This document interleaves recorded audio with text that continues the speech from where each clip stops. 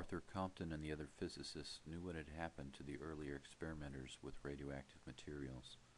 Compton chose Robert Stone in Berkeley and Joseph Hamilton at Chicago to research the biological aspects. The scientists who conducted these experiments were not from the inner sanctum trying to build the bomb. They reported their findings directly to them. Joseph Hamilton began to study the radiation effects in rats in the summer of 1942. In 1943, the first human test subjects would be used without their knowledge or consent. All the experiments were conducted for the express purpose of answering the unknowns. How much radiation would kill a man? Could blood tests detect exposure? Are there treatments for exposure? Long before radiological warfare was used on enemy populations in war, it was purposefully tested on American citizens. By 1945, the war was over, but these questions remained unanswered. The experiments would have to continue for the next 30 years. Admiral James Cooney became the leading advocate for an experiment on 200 healthy volunteers using up to 150 rad or more. Colonel Shields Warren opposed the idea, as did other civilian scientists. He argued that 200 was too small a number to base a study on. A real study would have to include 10,000 or more subjects. While this argument raged, the School of Aviation Medicine in San Antonio, Texas, quietly began to do the test for the Air Force. Randolph Lee Clark, the director of MD Anderson, oversaw the first study irradiating sick cancer patients with hundreds of rads using TBI, or total body irradiation. Human subjects were chosen with tumors that did not respond to treatment with radiation. Patients that would have been helped by radiation would have shown altered levels of blood cells, amino acids, enzymes, plasma proteins, and lipids that would have clouded the results in the search for a biological dosimeter. Colonel Shields Warren did not object to the use of cancer patients, but too many of these people were not very ill or had been misdiagnosed. At least 2 of the 20 people injected with plutonium had been misdiagnosed as having cancer when they did not. Many of the others were not cancer patients, but suffered from illnesses such as scleroderma or Cushing's disease. These errors were repeated in the TBI experiments that were sponsored by the military. Many of the cancer patients had been well enough to work and live normally. After doses of 100 to 2,000 rad, many died within days or weeks and had in fact been killed by radiation poisoning. Those that lived were often debilitated and in constant pain. Surprisingly or not, 34 Nazi scientists were employed at Randolph Air Force Base in San Antonio and involved in these lethal experiments. These were just a few of the thousands of Nazi scientists who had secretly been smuggled into the U.S. under Operation Paperclip to help the U.S. destroy the USSR. Dr. Hubertus Struckold was their intellectual and spiritual leader in radiation studies. He brought in Dr. Herbert Gerstner, who had used human subjects during the war to study at what point human hearing is completely destroyed due to explosions from shelling. He also used people to study the exact cause of death in cases of electrocution. He found that death resulted from a tremendous increase in blood pressure that forced blood from the peripheral vessels into the heart and abdominal cavity.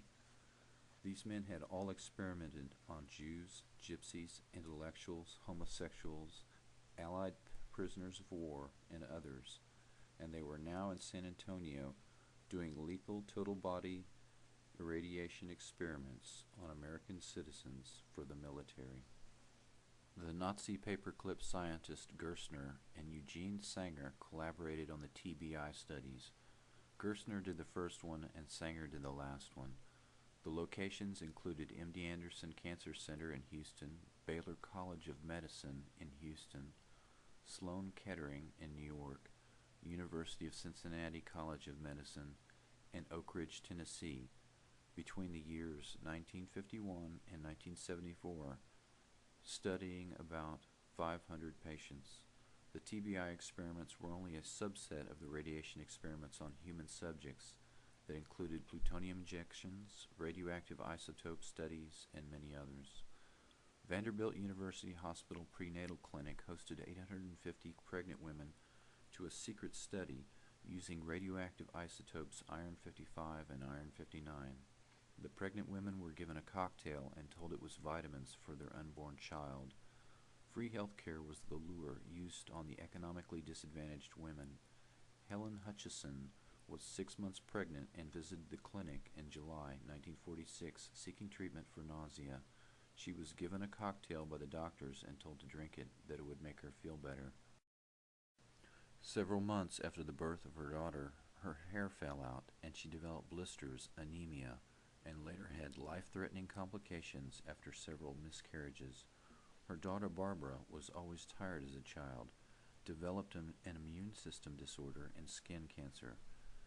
Many of the mothers and children exposed to radioactive iodine developed strange afflictions, rashes, anemia, blood disorders, and cancer.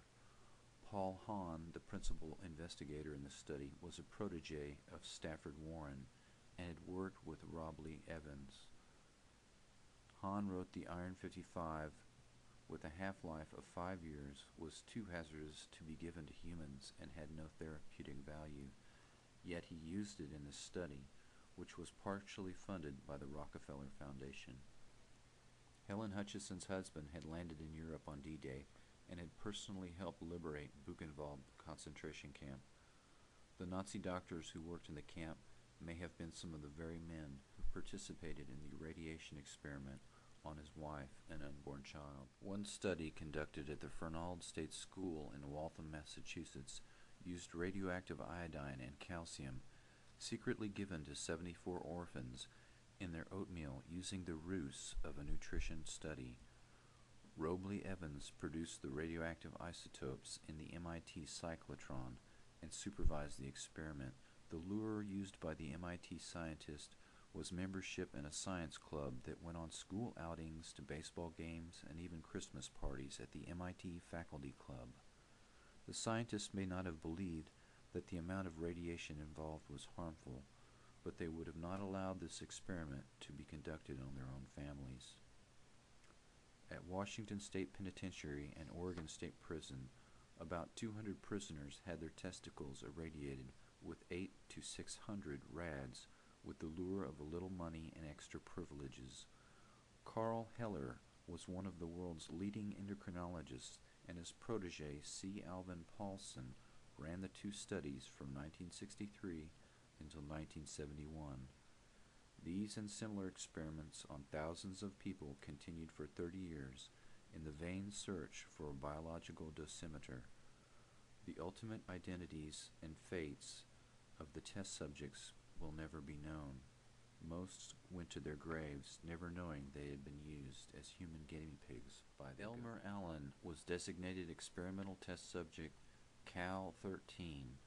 On July 18, 1947, in a San Francisco hospital, he was injected with plutonium in the left leg. 3 days later, the leg was amputated at mid-thigh. Elmer was a porter for the Pullman Company who injured his leg while stepping off a train. He was diagnosed with a fracture that developed into a cyst. The first test for cancer was negative. The second test indicated cancer.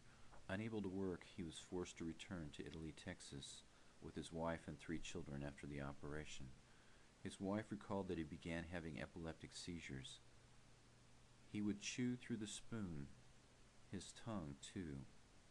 Elmer began drinking heavily and told his best friend that he had been used as a guinea pig, but no one, not even his family doctor, believed him.